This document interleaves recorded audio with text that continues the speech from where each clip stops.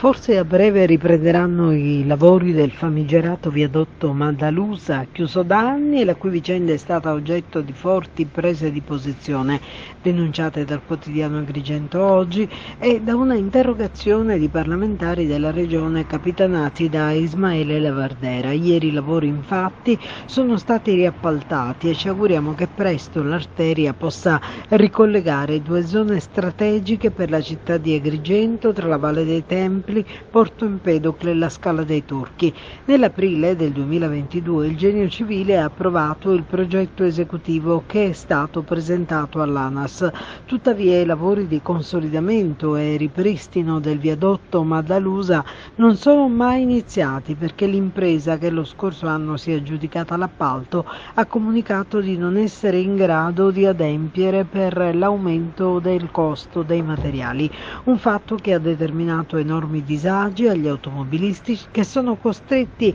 a percorrere strade alternative più lunghe e scomode, oltre a tutte le ricadute negative per l'economia locale, soprattutto in termini turistici, visto che si trova a due passi dalla casa natale di Pirandello. Una necessità da sanare anche in vista dell'appuntamento del 2025. Adesso attendiamo che i tempi possano essere velocizzati al massimo al fine di recuperare a breve lo scorrere normale del traffico veicolare in una zona di grande passaggio e obbligato collegamento.